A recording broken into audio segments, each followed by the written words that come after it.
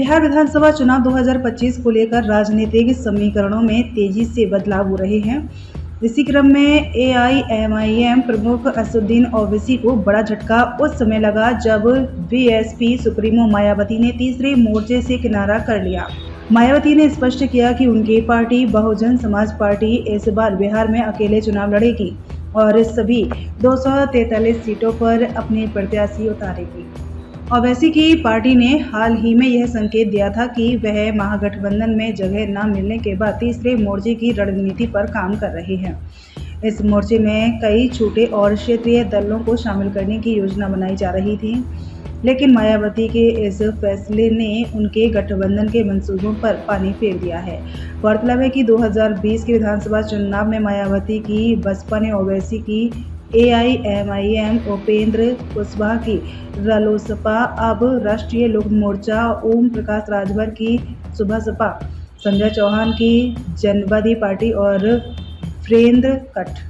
और वेंद्र प्रसाद यादव की एसजेडीडी के साथ मिलकर ग्रैंड डेमोक्रेटिक सेक्युलर फ्रंट बनाया था। उस समय यह गठबंधन ओवैसी के नेतृत्व में तीसरे मोर्चे के रूप में उभरा था। हालांकि चुनावी प्रदर्शन संतोषजनक नहीं रहा। इस फ्रंट में रालोसपा ने 104 सीटों पर चुनाव लड़ा, लेकिन खाता नहीं खोल पाई। बसपा ने 80 सीटों पर चुनाव लड़ा और केवल एक सीट पर जीत हासिल की। एआईएमआईएम ने 19 सीटों पर चुनाव लड़ा और 5 सीटें जीती। जनवादी पार्टी और एसजेडीडी को कोई सीट नहीं मिली। ओवैसी को उस चुनाव में समिति सफलता मिली थी, खासकर सीमांचल क्षेत्र में, लेकिन अब मायावती के अलग होने से ओवैसी के नए तीसरे मोर्चे को पहले ही झटका लग गया है। मायावती के इस निर्णय से राजनीतिक विश्लेषक यह मान रहे हैं कि बीएसपी अब अपनी स्वतंत्र पहचान को और मजबूत करना चाहती है। दलित और पिछड़ा वर्ग वोट बैंक पर फोकस के साथ वह गठबंधन से दूर रहकर बिहार में अपनी साख को बढ़ाने की कोशिश करेगी। वहीं ओवैसी के लिए चुनौती अब यह होगी कि वह किन दलों को साथ लाते हैं और सीमांचल में अपनी पकड़ को बनाए रखने के लिए क्या नई रणनीति अपनाते हैं।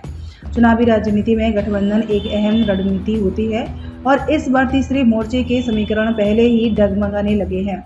राजनीतिक जानकार मानते हैं कि 2025 का चुनाव बिहार में पूरी तरह बहुकोणीय मुकाबला बनता जा रहा है। एक तरफ सत्ताधारी एनडीए, दूसरी तरफ महागठबंधन और अब एक तीसरा विकल्प खड़ा करने की कोशिश, लेकिन मायावती का यह फैसला उस विकल्प को कमजोर करता नजर आ रहा है।